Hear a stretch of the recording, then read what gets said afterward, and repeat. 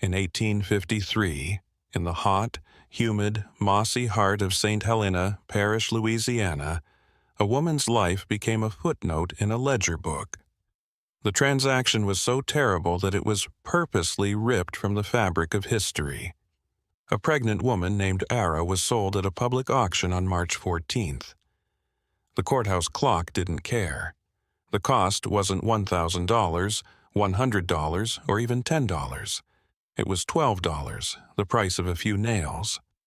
The sale was completely legal, which is scary because it shows how a system could see a human soul, a mother, and her unborn child as less than trash. 7 men, who were important members of their community, signed the deed of sale.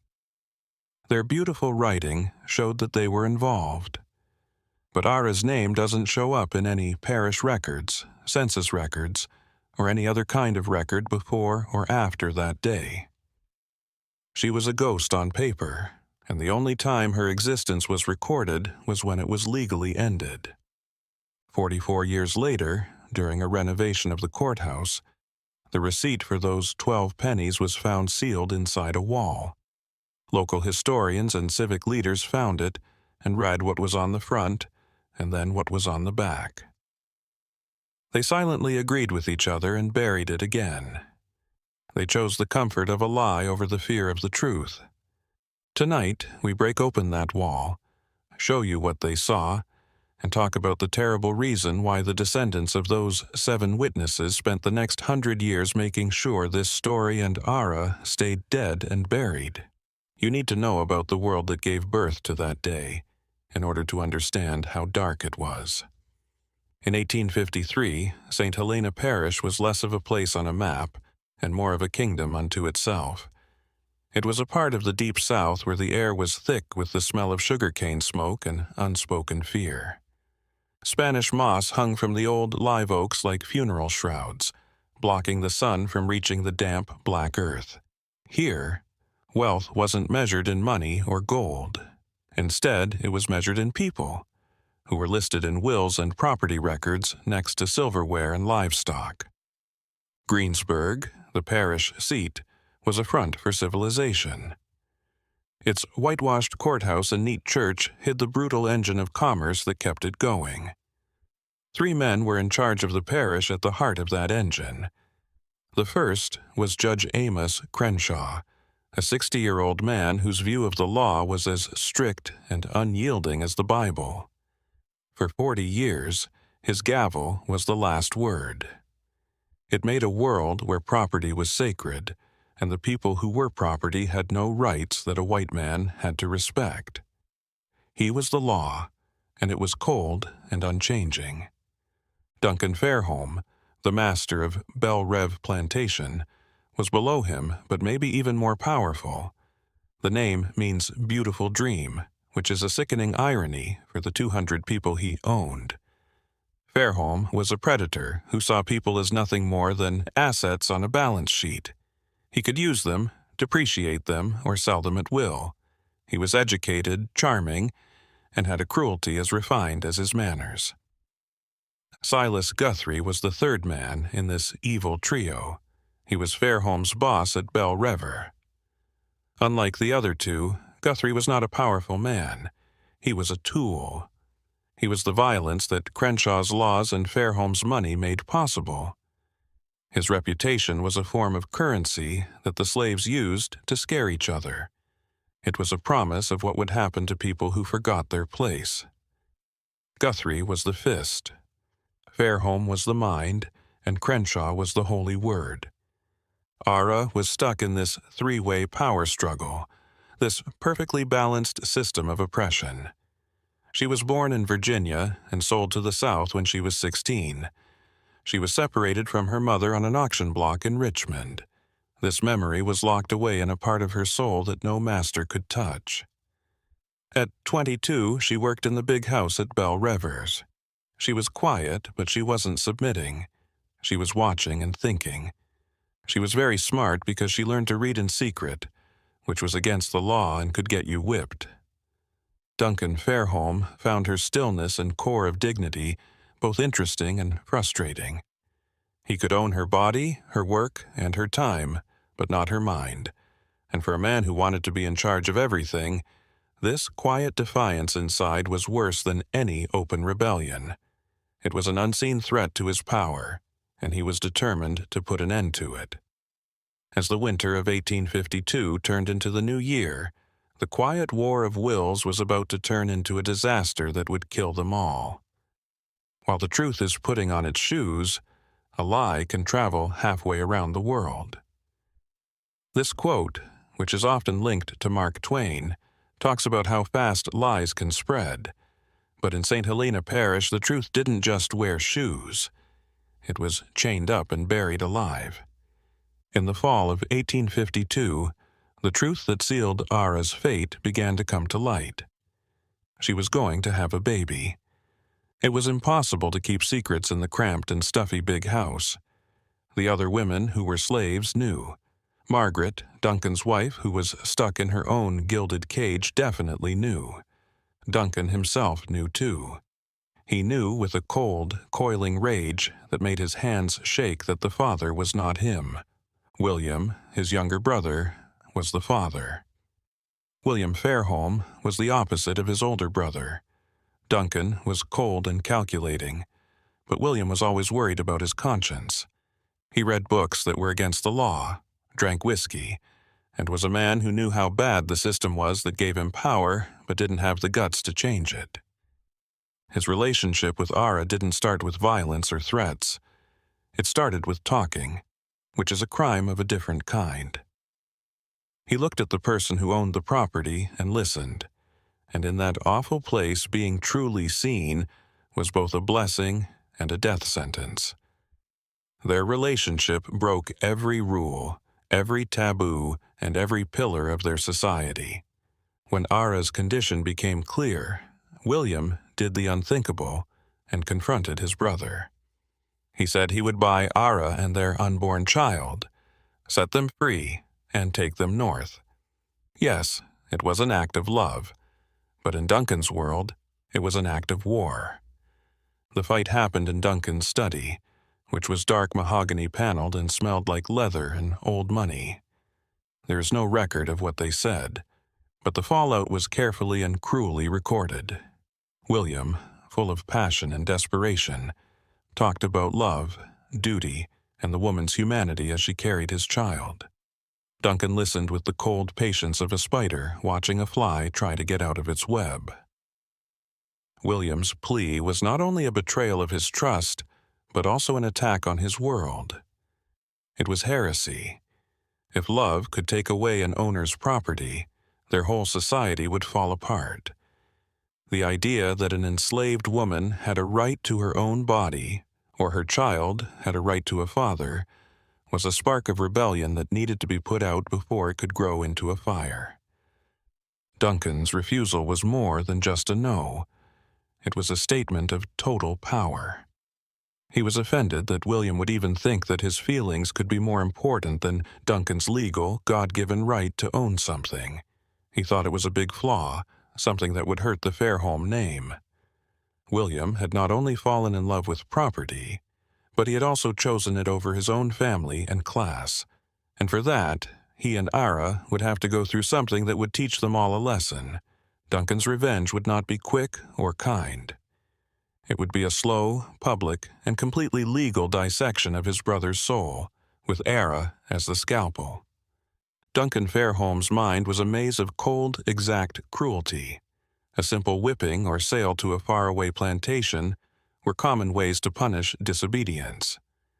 The punishment had to be a work of art and psychological torture because William had betrayed Ara, and she had quietly defied him.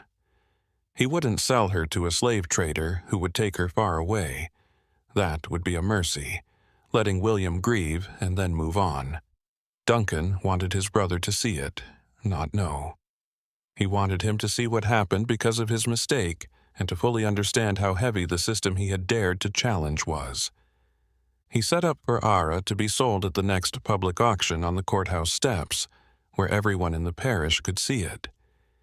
It would be a normal sale of property taken for unpaid taxes, which would make the horror seem even more bureaucratic and boring. He then added the detail that showed how sadistic he really was. He set the lowest bid at 12 cents, 12 copper coins. In an economy where a healthy, enslaved woman of childbearing age was worth $1,000 or more, this price was a statement. It screamed to the world that this woman, who his brother loved, was worthless. It was a public humiliation meant to break William's spirit and show him that the world valued the woman he loved less than a pound of salted pork. And, most sneaky of all, he knew that no real buyer would bid that low. It would mean illness, insanity, or some other flaw that couldn't be fixed. No planter would take the chance. Duncan knew that only one person would bid because he had already set it up. The plan wasn't to sell Ara to a stranger. It was to sell her to Silas Guthrie, his overseer, a man who was known for being cruel. He would own her, and William would have to live with that for the rest of his life. William Fairholme disappeared the night before the auction. He didn't leave a note, take a horse, or any money. He just walked out of the overseer's cottage where he had been living and into the dark of Louisiana. Rumors spread quickly through the parish. Some people said he had run away to the north, finally joining the abolitionists he admired so much in his books. Some people said he had jumped into the dark waters of the Mississippi because he couldn't stand how powerless he felt. There was a darker rumor that only the quietest people in the slave quarters talked about. It said that Duncan had him killed and buried his body deep in the cane fields, where the soil already held the secrets of many other unmarked graves. But the truth was somehow even sadder. William had gone to Judge Crenshaw's house in the last hours before dawn. He had given the judge everything he had left in the world, his inheritance, his land rights, and almost $4,000. All he wanted was for the judge to cancel the sale, find a legal loophole, a technicality, or anything else that would delay the auction and give him more time. Judge Crenshaw listened to the frantic, heartbroken plea with the same detached interest that a biologist would have for an insect. William's voice was raw with grief when he was done. The judge asked him one scary question. "Did your brother file the proper deed of transfer with the parish clerk?" William, who was confused, said yes. "Then the deal is legal," Crenshaw said, his voice flat and without any emotion. "Mr. Fairholme, your personal feelings do not take precedence over the laws of property. Good night." William left that house a broken man, finally realizing the scary truth. Not everyone was out to get him personally, but every institution, law, and powerful man was against him because the system was more important. If love, morality, or basic human decency were allowed to question the sanctity of ownership, the whole world they had built would fall apart. He wasn't fighting his brother. He was fighting an idea, and he lost. William was begging a man whose heart had long since turned to stone, and Ara was getting ready for her own death. The women surrounded her in the small, stuffy air of the slave quarters at Belle Reve. They couldn't afford to cry or show their grief in public. Those things were too expensive for them. Instead, there was a ritual. They braided her hair, their fingers moving with a practiced, solemn grace, weaving in prayers and whispers of strength. They hummed old songs that had traveled across the ocean in the bellies of slave ships. These were songs that talked about survival in a way that the masters couldn't understand. Everyone knew what a sale to Silas Guthrie meant. They had seen him buy other women, and within a year, those women had died from fever or accidents. Mama B, an old woman who had been a slave for 70 years and whose eyes held the wisdom of 1,000 sorrows, put a small, hard object in Ara's hand. It was a dark, oddly shaped seed that didn't look like anything that grew in Louisiana soil. "This is from the old country," Mama B said in a whisper that sounded like dry rustling. It is a seed from the Odu tree. People say it holds the memory of a free sky. It won't save your body, child, but it might save your soul. When the time comes, swallow it. Don't let him take everything from you." Ara closed her hand around the seed, which had a carved surface that pressed into her skin. She got it. It wasn't a way to get away. It was a way to stand up for herself. It was a way to keep one last part of herself, her history, and her spirit from being owned. She sewed the seed into the hem of her thin cotton dress that night, even though she was scared and cold. The morning of March 14th was gray and heavy, and the sky looked like a sheet of lead that was pushing down on the souls of everyone in the courthouse square. About 40 people were walking around, their faces showing a mix of boredom and business. Most people were there to buy furniture or livestock, but a few were there just to buy people. Nathaniel Puett, the parish clerk, stood on the courthouse steps with the deed of sale in his hand. He was a man whose ambition was much bigger than his conscience. He read from it in a loud, official voice that sounded just like the one he used to talk about a lame mule. "Lot 7, he said. "A black woman named Ara, about 22 years old, trained to work in the house, literate, but that skill isn't very useful." He stopped and looked around at the crowd. "Currently pregnant." A low murmur went through the group of men. Expecting. That could be a good thing or a bad thing. But then Puy said something that shocked everyone. "The seller has set a minimum bid of 12 cents. You could have heard a pin drop. 12 cents.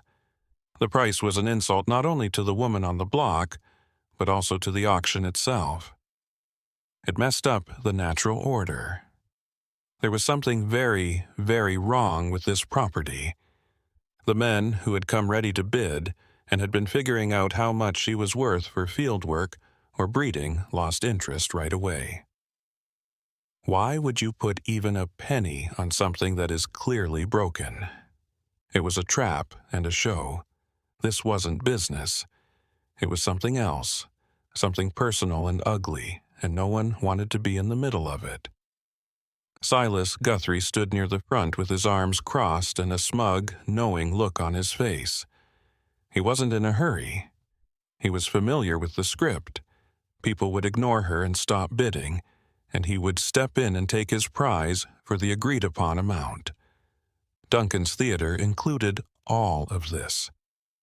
He was enjoying the moment, picturing how the deed of sale would feel in his hand. It was a sign that he owned the woman who had captivated the master's brother. He was waiting for the silence that would come, but the quiet never came. 12 cents, said a voice from the back of the crowd. It was calm, clear, and steady. Everyone turned their heads. The person who had talked was a stranger. He was tall and thin, and he wore a traveler's coat that looked like it had been on the road for a while. His face was weathered, but he stood up straight and looked the local planters in the eye with a direct, unsettling gaze. His worn clothes didn't fit with the authority he had. It was clear that Nathaniel Puett, the clerk, was upset. This wasn't in the script. He looked at Silas Guthrie nervously. The look on his face had changed from smug to completely confused. "Sir, you are bidding 12 cents for this property?" Puett stammered. "Yes, I am," the stranger said in a calm voice. "What's your name for the record?" The man said, "Thorne." "Isaiah Thorne." Puett looked at Guthrie again, and then at the courthouse window, where he knew Judge Crenshaw was watching. What was this guy? Where did he come from? Duncan Fairholm's Perfect Machines gears had just stopped working. An unknown factor had changed the equation, and everyone in town held their breath to see what would happen next. "Do you have the 12 cents, Mr. Thorne?" Puett asked, his voice full of doubt, as he tried to take charge of the situation again. Isaiah Thorne moved through the crowd with a calm grace that made people uneasy. He walked to the steps, took 12 copper pennies out of a worn leather pouch, and put them on the podium. The sound of the coins falling one by one echoed in the shocked quiet. "I do," he said simply. Everyone looked at Silas Guthrie now. The overseer's face was full of rage. He couldn't get out. If he let the woman go for 12 cents, he would have let Duncan down. But if he offered more, he would be showing his hand and admitting that this was more than just a normal deal. He would be playing this stranger's game, which would make a sale that was supposed to be quiet and embarrassing more interesting. The second seemed to last forever. There was a lot of tension in the air. In the end, Guthrie's anger won out over his orders. 13 cents, he growled, and the words tasted like poison. Isaiah Thorne didn't even flinch. 25 cents! The crowd was now completely spellbound. This was more fun than a horse race. A brutish local man and a mysterious stranger were bidding on a woman who was said to be worth nothing. What did they see that no one else did? 50 cents, Guthrie yelled, his voice getting louder. $1, Thorne said, his voice still perfectly level, as if he were talking about the weather. Guthrie started to sweat when he saw $5. He failed at $10. Duncan's orders were clear. Don't make a scene and don't pay too much. This was turning into a circus. Guthrie was making a big deal out of Duncan's private revenge in front of everyone. He looked over at the courthouse, hoping the judge would give him a sign, but Crenshaw stayed behind the glass, his face unreadable. The whole point was to get Ara for free and show that she was worthless, but Isaiah Thorne had just made Silas Guthrie publicly say that she was worth something. The psychological trap had been set, but it caught the wrong person. Puig said, $10, his voice shaking a little. He looked at Guthrie, whose face was twisted in a silent fight between pride and obedience. Guthrie didn't say anything. He had run out of nerve, not money. He couldn't take the chance of making things worse and getting Duncan angry with him for being clumsy. He shook his head a little bit, almost not at all. He was out. $10 once? Puig said, and then he looked at the quiet, watching crowd. 10 twice? He paused, letting the finality of the moment hang in the air. He looked at Judge Crenshaw, who nodded slowly and with purpose. The transaction was to be concluded. "Sold," Puig's voice boomed across the square. "To Mr. Isaiah Thorne for $10.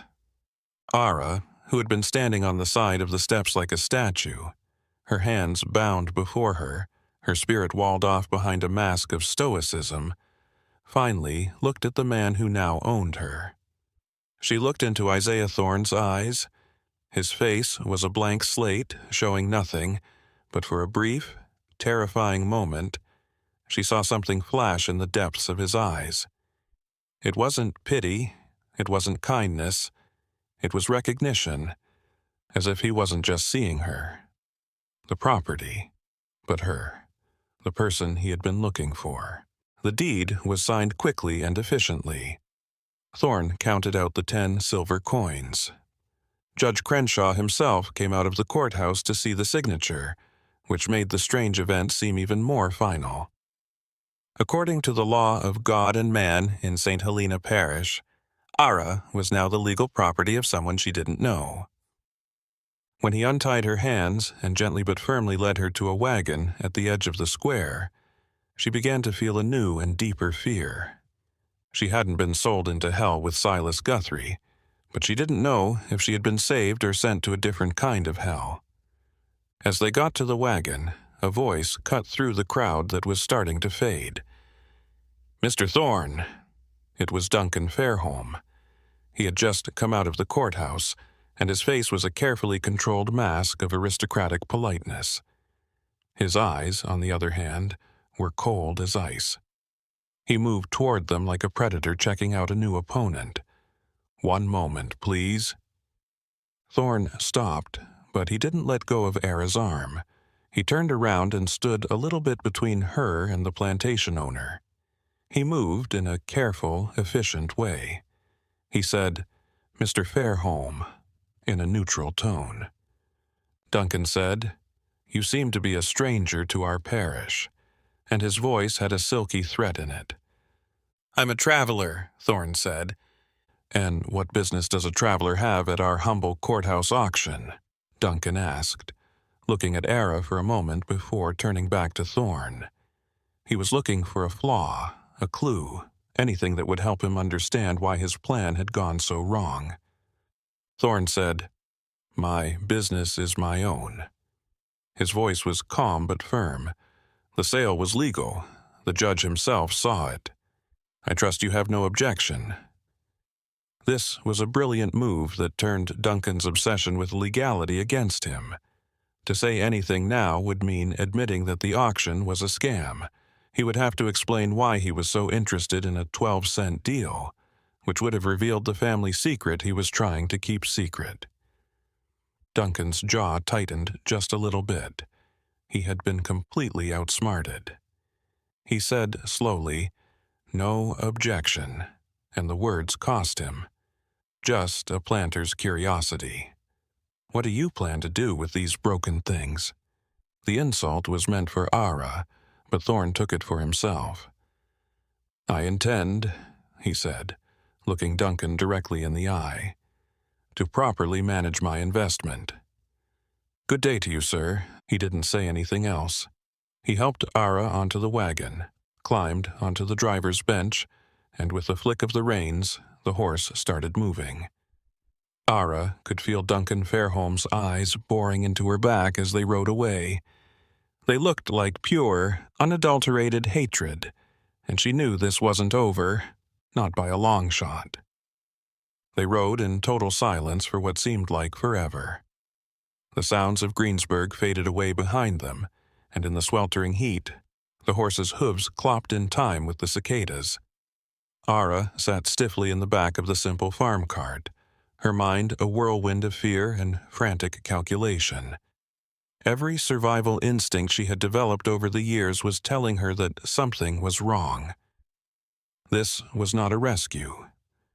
Rescuers didn't move with such cold accuracy. They did not have the look of recognition she had seen in Thorne's eyes. He wasn't a random abolitionist or a benevolent stranger moved by pity. He was something else, a player in a game whose rules she did not understand. She thought about the auction again and again. Thorne's timing had been too perfect, his bidding strategy too flawless. He had known exactly how much pressure to apply to Silas Guthrie, pushing him just far enough to break without revealing the true nature of the game. It was the work of a man who had studied his opponent and planned for every move. He wasn't just a participant, he was a strategist. And whose strategy was he executing? The most terrifying possibility began to form in her mind, a thought so cold it seemed to freeze her blood. Duncan Fairholme was not a man who was easily outmaneuvered. He didn't put up with failure or problems. What if this whole complicated drama was still part of his plan? What if Isaiah Thorne was not her savior, but simply a more sophisticated instrument of Duncan's revenge? It might have been obvious and crude to sell her to his own cruel boss, but this was something much more subtle and much more scary. She wasn't being driven to a known hell anymore. Instead, she was being driven into a complete unknown. The fact that the man in the driver's seat wasn't saying anything was the most terrifying thing of all. Isaiah Thorne only spoke when the last bits of farmland had turned into wild pine forest. When he spoke, his voice was low and rough, like it came from a place of pain long ago. "You don't remember me, do you?" Ara's heart pounded against her ribs. She didn't say anything.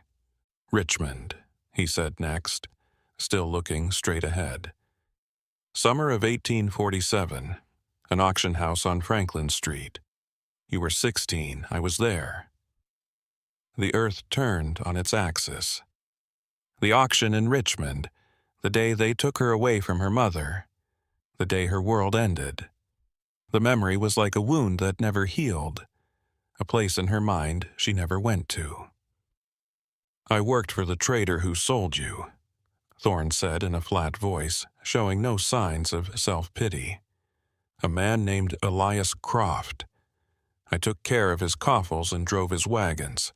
I was the one who put the shackles on you. I stood on that block and watched your mother scream your name. I watched Edmund Fairholm, Duncan's father, pay $900 for you and take you away." Ara felt sick all of a sudden. This man wasn't a stranger.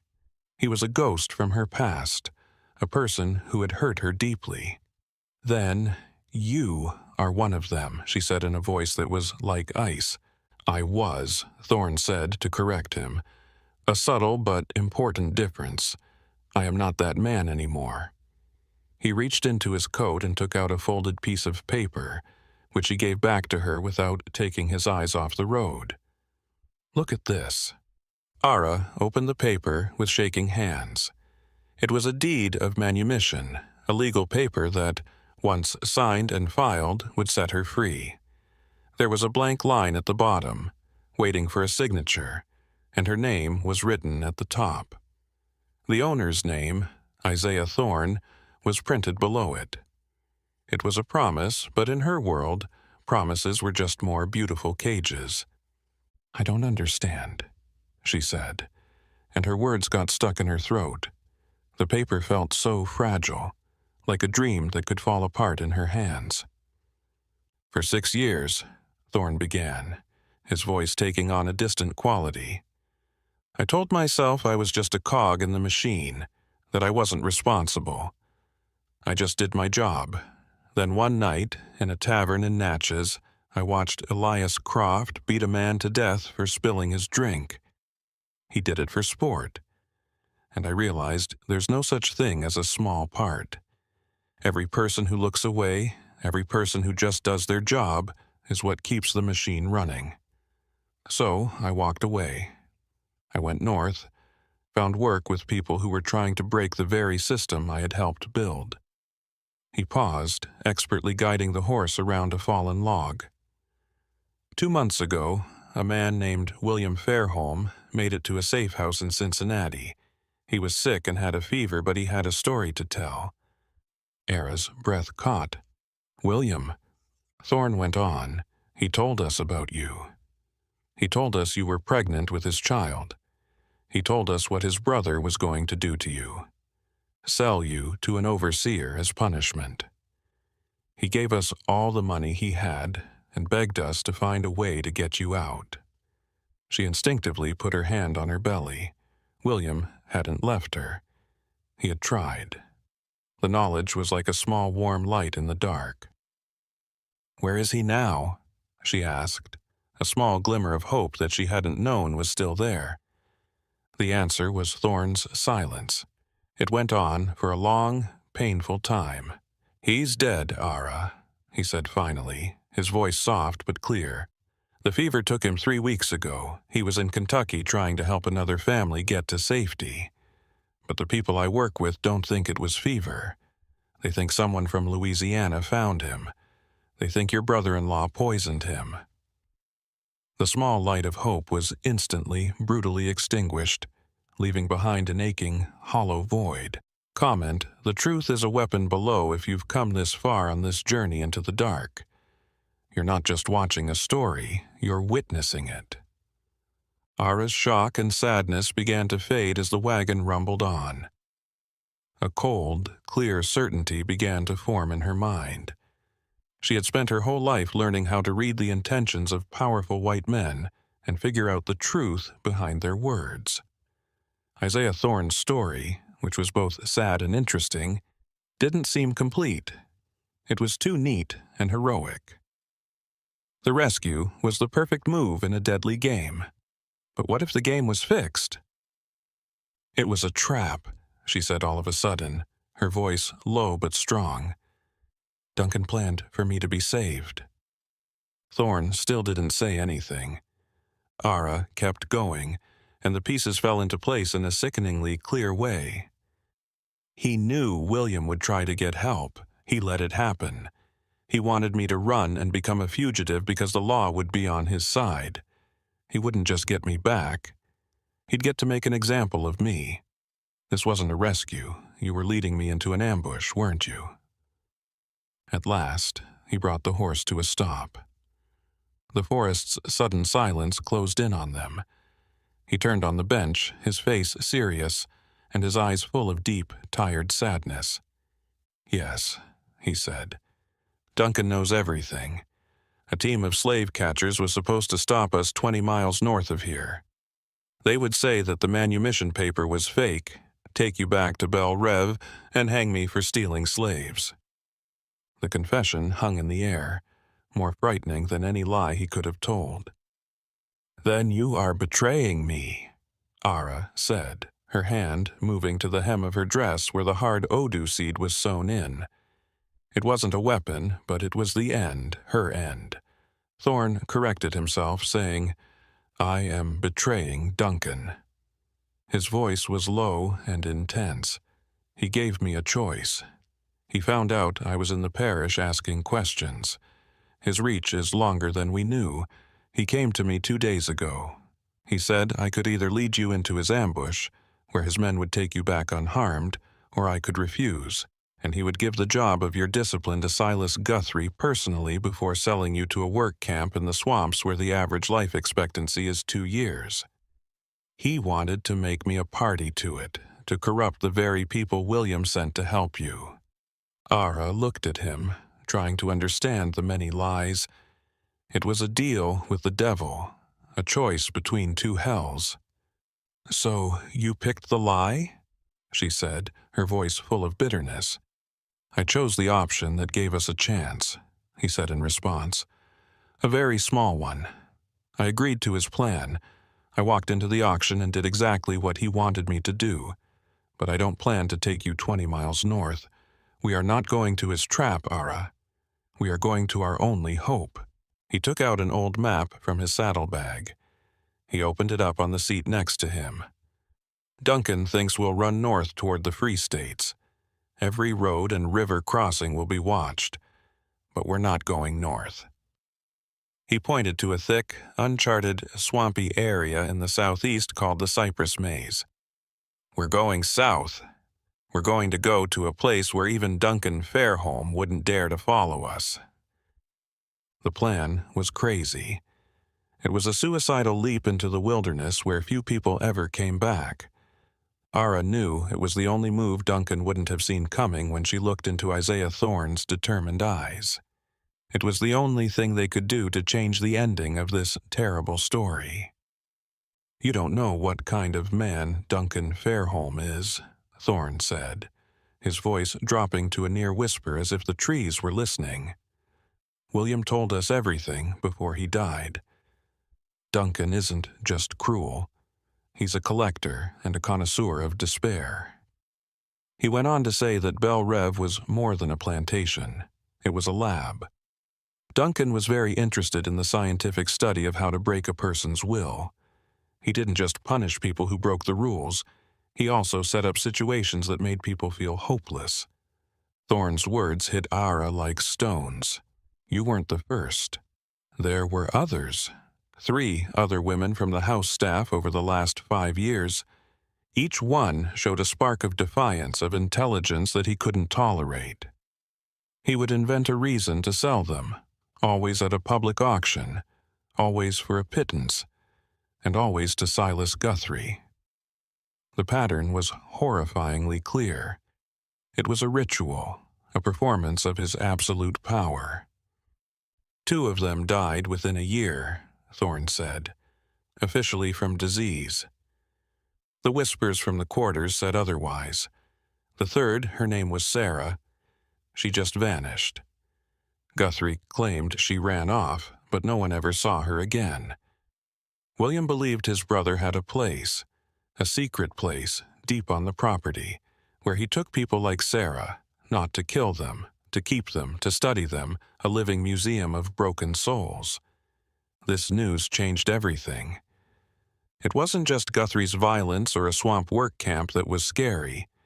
It was something much more mentally twisted. Duncan's goal wasn't just to punish her. He wanted to own her completely and make her a permanent part of his collection of broken lives. The auction, William's death, and the complicated escape trap were all parts of a plan to completely erase her as a person. The cypress maze was no longer just a way to escape. It was the only way to avoid a fate worse than death. "But we can't go there by ourselves," Ara said, her mind racing. "The maze is death, quicksand, snakes, and gators. No one makes it out alive." Thorn folded the map and said, "We won't be alone. For the past 2 months I've been talking to a group of people who live there. Maroons, descendants of escaped slaves who have made a life for themselves in the heart of that swamp for generations. They know its paths and secrets. They call their settlement A, which means world, or earth in Yoruba.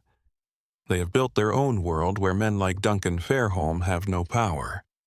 He said that it had been very hard to get their trust.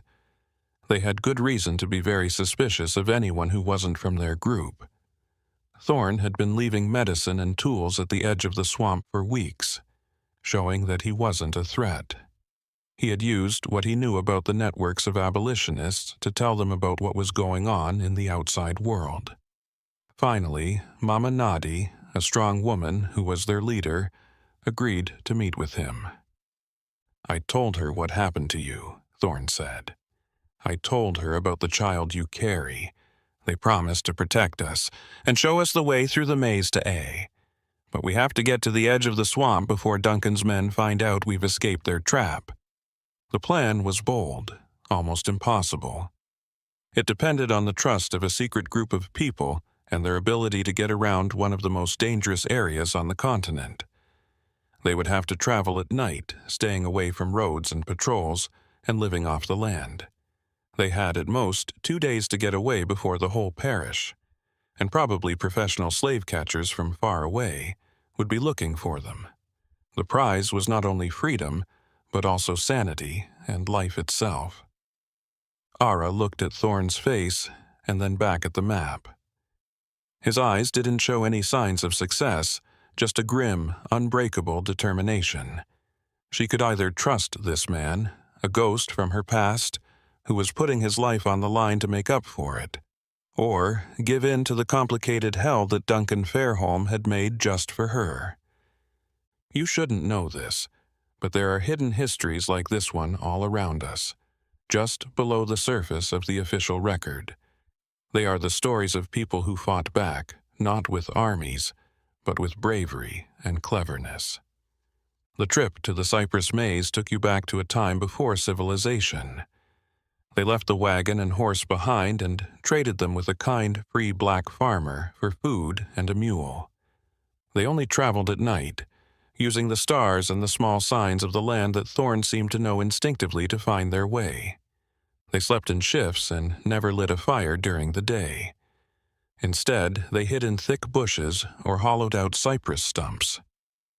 The air got thicker and heavier, and the smell of death and life mixed together.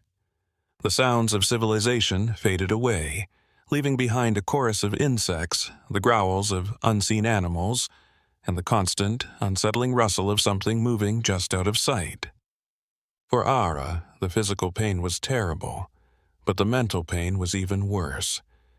She was running toward a safe place she had never seen before, following a man she barely knew, to get away from a monster whose cruelty seemed to have no end. Her pregnancy was always there, heavy and scary, but it also gave her a lot of strength. She wasn't just fighting for her own life anymore. She was fighting for the life of her child, who had been conceived in a moment of forbidden connection and was now the target of an obsessive, evil hatred. She held the Odu seed in her hem, its rough surface a link to a past she couldn't remember and a future she couldn't picture. She whispered to the baby, promising it a world with a free sky. With each step she took deeper into the Louisiana wilderness, the promise felt more desperate and fragile. They got to the edge of the cypress maze on the 3rd night. It wasn't a clear line. Instead, the solid ground slowly turned into a maze of black water, tall cypress trees, and tangled roots. The air was cool and still, and the water was a perfect black mirror that showed a sky full of stars. It was equally beautiful and scary. They made a small smokeless fire as a signal to the Maroons, following Thorne's instructions. They sat and waited for hours. The swamp was the only thing that made noise. Ara's hope began to fade. Were they left behind? Had Mama Noddy changed her mind? A pirogue, a narrow dugout canoe, then broke free from the shadows across the water. It glided toward them without making a sound, pushed by a tall, silent figure with a pole. Ara saw that it was a woman as it got closer. She had a stern look on her face and a rifle across her lap. This was their map. She didn't say hello, she just pointed with her head for them to get into the canoe. They left the mule behind because it couldn't go any further. Ara felt like she was crossing a river into the land of the dead as they pushed off into the black water. The world she knew, with its plantations, auction blocks, and legal papers, was gone. There was a world of water and shadow ahead, a place that had been outside the laws of white men for generations. The path through the maze was confusing, like walking through a forest of water. Their guide had an innate sense of direction and led them through the winding waterways, pulling them through narrow channels and under branches that hung low and were covered in ghostly moss. The eyes of alligators sometimes glowed from the banks. Once, a snake as thick as a man's arm fell from a branch and landed in the water next to them. Their guide stayed quiet the whole time, a rock of calm in the middle of the chaos. She was a part of this place, and for the first time in days, Ara felt a spark of hope. Duncan Fairholme couldn't understand the world she was in, much less beat it. It seemed like forever, but then they saw lights flickering through the trees. They weren't the harsh yellow lights of lanterns. They were the soft, warm glow of cook fires. They had gotten to A. The settlement was a marvel of engineering and strength. It was made up of strong cabins built on stilts and connected by wooden walkways. It was all built on a rare patch of high ground deep in the swamp. The air smelled like wood smoke, fish cooking, and wet ground. People came out of the cabins with curious but cautious looks on their faces. They were all different ages, and their faces showed that they had been in these swamps with native tribes that were also looking for safety. This was a small country, a free land for the people who had lost everything. They were taken to the biggest cabin, where an old woman sat in a carved wooden chair and smoked a pipe. There were a lot of wrinkles on her face, and her eyes were sharp and smart. This was Mama Noddy. She listened to Thorne tell their story without interrupting, her eyes on Ara the whole time. She took a long hit from her pipe and looked straight at Ara when he was done. "You have a storm inside you, child," she said in a deep, rumbling voice. "We do not welcome storms that are not our own." Ara's heart sank, but Mama Noddy kept talking, and a hint of a smile appeared on her lips. "We have been through a lot. We are the children of the hurricane. You can stay. You and the child will be safe here. But safety comes at a cost. Everyone here works, and everyone contributes. We are not masters, and we are not slaves. We are a people. You will learn our ways and become one of us." Ara nodded, unable to speak, the relief so strong it felt like a physical blow. Then Mama Noddy turned to Thorne. "You're an outsider. You brought her to us. Your debt is paid. You can stay the night, but you have to leave by the next moonrise." It wasn't a deal, it was a law. For the next few weeks, Ara was in a state of disbelief. A's community was a surprise. Not a master's bell, but the sun, the seasons, and the needs of the community set the pace of life here. She learned how to fish with nets made of vines, how to tell which plants were safe to eat and which ones were good for medicine, and how to get around the swamp's shallower waterways. The work was hard, but it had a purpose. She worked for her community and to stay alive, not to make a man who owned her richer. For the first time in her life, she didn't see the ground beneath her feet as a piece of land she was walking on. She saw it as a home. She saw kids being born into freedom, and their laughter echoed through the cypress trees. It was a sound she had never heard before, when the auction block was always in the background. The women of A took her in and taught her their history through songs and stories. It was a history of defiance, escape, and survival that had been passed down from mother to daughter for generations. They helped her get ready for the birth of her child by weaving a bassinet out of sweet grass and carving charms out of cypress wood to keep her safe. But even in this safe place, the outside world was always a threat. Twice, patrols of slave catchers, led by local trackers who were desperate to find the rumored safe place for runaways, searched the edges of the swamp. The Maroon warriors, who were experts at guerrilla warfare in their watery territory, pushed them back both times with deadly, silent efficiency, leaving no survivors to tell what they had found. The fear was always there, a reminder that their freedom was fragile and only protected by being on guard in the swamp's strong defenses. Ara knew that Duncan Fairholme would not give up. His obsession would not go away. He would look for her until the day he died. Ara started having bad dreams as her time drew closer. She dreamed of Duncan Fairholme, whose face came through the swamp's fog with cold, victorious eyes. She dreamed of the auction block, the 12 pennies, and the cold look of recognition in Isaiah Thorne's eyes. One night, she woke up screaming because she thought she had heard hunting dogs barking. Mama Nadi came to her with a soothing herbal tea. "The monster you ran from still has a hook in your soul," the old woman said softly. "You brought the fear with you. It's like poison. If you don't get rid of it, it will spoil your child's milk and turn this safe place into another prison." Ara cried and told her friend that she was scared Duncan would find them one day and destroy this beautiful, fragile world to get to her. Mama Nadi listened carefully. "The most powerful thing a master can do," she said, "is make you think he is a god and that his power is limitless. But he is just a man, a rich, cruel man, and men can be defeated." She told Ara about a ritual, an old way to fight a curse from afar, that would cut off an enemy's connection to you.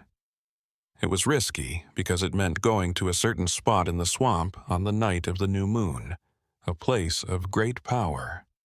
Mama Nadi said, "You have to face his spirit.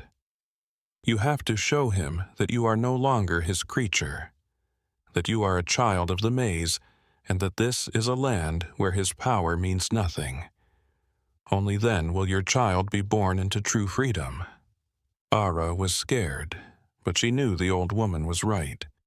She couldn't bring her child into a world where she was still afraid. She couldn't just run away to be free. She had to fight back with a power that Duncan Fairholme could never understand, not with a knife or a gun. Mama Nadi talked about a place called the Sunken Cathedral. It was a huge, old cypress grove where the oldest trees had grown so big and twisted that their roots made a series of cave-like rooms at the water's surface. People thought it was the maze's spiritual center. Mama Nadi and 2 of the settlement's fiercest warriors took Ara there on the night of the new moon, when the sky was dark and there were no stars. The grove's air was thick and heavy, and the only sound was the water dripping in the middle chamber. The only light came from the phosphorescent fungi on the cypress knees. Mama Nadi started the ceremony. With white clay, she drew symbols on Ara's forehead and palms, while speaking in a low, old Yoruba dialect. She lit a bundle of holy herbs, and the smoke curled up into the still air, giving off a strong, healing smell. "Now, child," Mama Nadi said, her voice echoing in the room. "Close your eyes. Go to him. Find him in the spirit world. He is hunting for you there even now. You must face him. Don't be afraid. You are not alone. We are your anchor.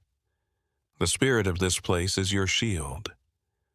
Ara closed her eyes and took a deep, shuddering breath, inhaling the sacred smoke. The world fell away. She felt a pulling sensation, a violent wrenching of her spirit from her body. She was adrift in a sea of darkness, and then she saw it. The great house of Bel Rev, not as it was, but as a twisted, nightmarish version of itself, a monument to cruelty. Duncan Fairholme was waiting for her on the porch. He smiled, a cold, predatory expression. "I knew you would come back to me," his spirit form whispered, the voice echoing in her mind. "You can run, but you can never hide. You are mine. You will always be mine." A strange calm settled over Ara. Here, in this space between worlds, her fear was gone, replaced by a cold, hard rage. The lifetimes of pain, humiliation, and suffering, her own, her mother's, the other women Duncan had destroyed, all of it coalesced into a single point of diamond-hard defiance. "I am not yours," she said, her voice in this spirit world ringing with an authority she didn't know she had. "I was never yours. You owned a body, but you never touched my soul." The spirit of Duncan Fairholme laughed. "Your soul?" he said with a sneer. "You are property, a thing, and you will be returned to your rightful owner." He gestured, and the nightmare landscape shifted. She was back on the auction block, the leering faces of the crowd pressing in on her. But this time it was different.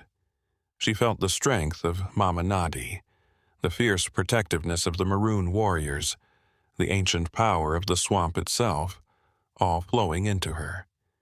She looked down at her hands, and in them she held a shimmering spear of light. "Your power is based on fear and paper," she said, her voice getting louder. "It is a fragile thing. Here, in the heart of the world, your laws and your money are meaningless." She raised the spear of light. The image of Duncan recoiled, his form flickering, the smug confidence in his eyes replaced by a flicker of genuine shock, and perhaps even fear. "This is my world now," Era declared. "You are the trespasser here, and you are not welcome." With a final, defiant cry, she plunged the spear of light into his chest. The spirit form screamed in pain, and then it turned into a shadow. Ara was thrown back with a violent jolt. She gasped at the dim, glowing light of the sunken cathedral. Mama Nadi was holding her, and her face showed how worried she was. "It's done," Ara said in a whisper, shaking. "He's gone." A single tear ran down her cheek, not of sadness but of freedom, through the white clay. The next morning, when they were back in the relative safety of A scout came back from the swamp's edge with shocking news. Duncan Fairholme was dead. He was found in his study at Bel Rev, slumped over his desk after what the parish doctor said was a sudden, violent heart attack. He had just died when Ara saw his spirit in the sunken cathedral. The people of A celebrated with a mix of serious relief and happy partying. A terrible evil had been taken out of the world.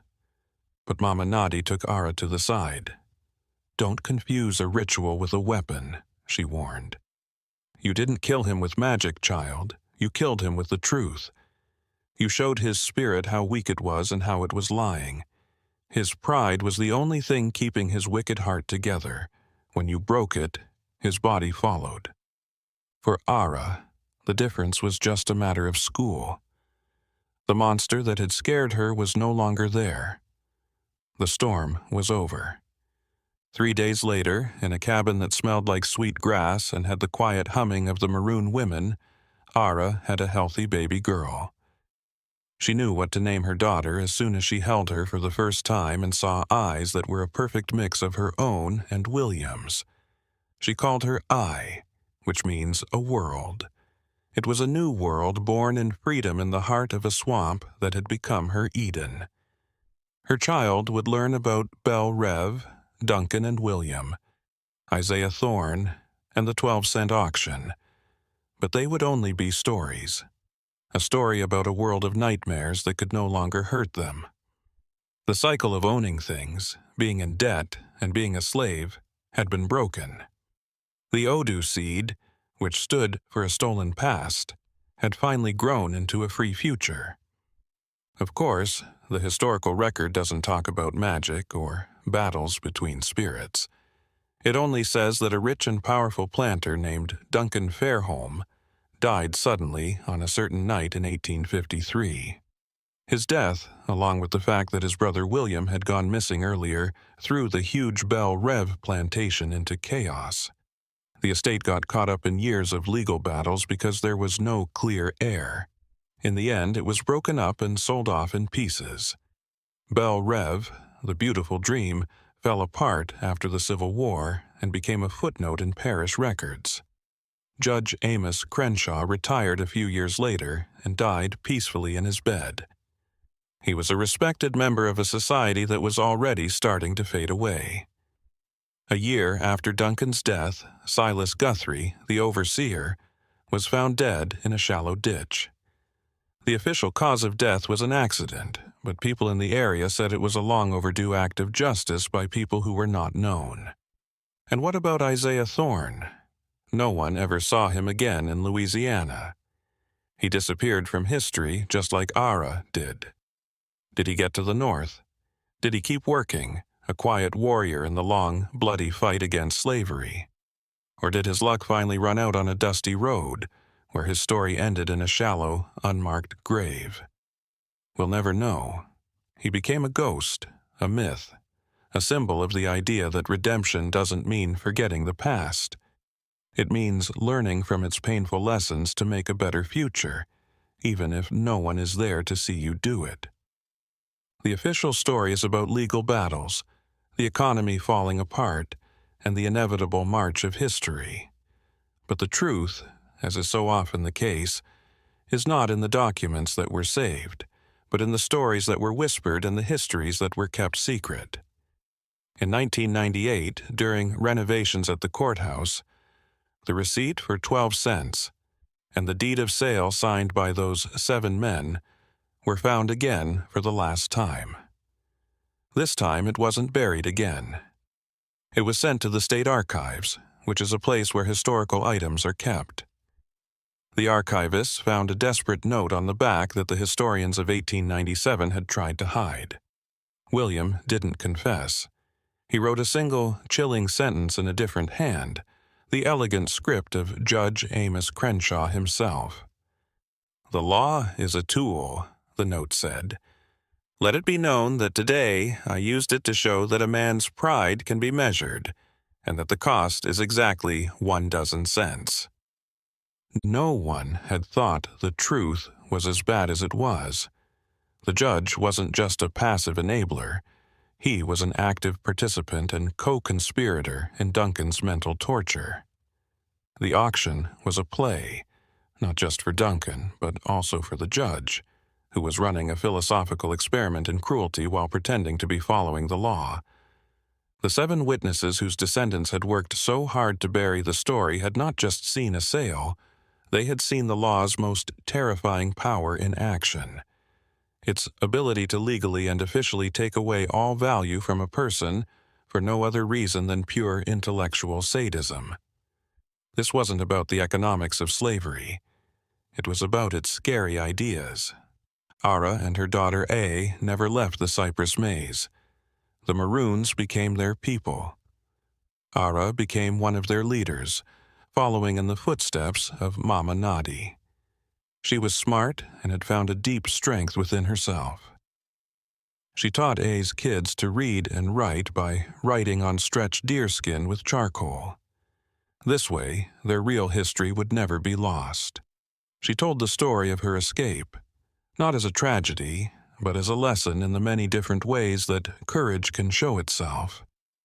William's flawed but sincere love, Thorn's search for forgiveness, Mama Nadi's fierce wisdom, and her own refusal to be broken. I, her daughter, grew up to be a strong, free woman, a warrior and a leader in her own right. Her very existence showed that Duncan Fairholme's world had failed. The cycle of owning things, being in debt, and being in bondage was over. The descendants of the A community still live in those swamps, but the outside world doesn't know much about them or recognize them. They are a living reminder that history is not a straight line, but a tapestry of many threads, some of which are hidden and some of which lead to places that are not on any map. Ara didn't just live, she made a world. She turned the 12 cents that were supposed to show how worthless she was into a legacy of great worth. She didn't find her free sky by running north. She found it by going deeper into the land itself. This case was never just about one woman or one cruel man. It was a look at the heart of power. It shows us that the most horrible systems are not built just on violence, but also on the chilling cooperation of the educated, the powerful, and the respectable. In many ways, Judge Crenshaw, with his beautiful handwriting and twisted views on the law, was worse than Silas Guthrie, who used a whip. He embodies a more insidious darkness, one that disguises itself in robes of authority and employs the language of justice to commit egregious injustices. The story about the 12-cent sale is a warning. It shows how easy it is for the parts of civilization our laws, our courts, and our economies to be used to scare people. It shows that the real opposite of freedom is not just being held captive, but also being defined, priced, and valued by someone else. Ara's ultimate victory was not only her physical escape, but also her spiritual and psychological emancipation from that definition. She said no to the price tag the world tried to put on her, and in doing so, she became priceless. But does a story like this ever really end? The swamp kept I safe for hundreds of years, but the modern world, which is always looking for more resources, is now encroaching on that old safe place. Ara's descendants and the Maroons are now in danger from bulldozers and developers, not slave catchers. They are still fighting for their world, their A. Is the real story still hidden, not in the past, but in the future? Is the last chapter of Ara's story still to be written, depending on whether her world can survive ours? What do you think happened to the spirit of a system that could charge 12 cents for a human soul? Did it die when the Civil War ended, or did it just change shape and find new laws and ledgers to live in? Leave a comment below and subscribe to The Sealed Room for more stories that have been hidden away. The deepest truths are rarely found in the light. They can be found in the dark, on the edges, and in the official record's planned, deafening silence. And sometimes the darkest secrets of history aren't buried at all. They're still alive and waiting.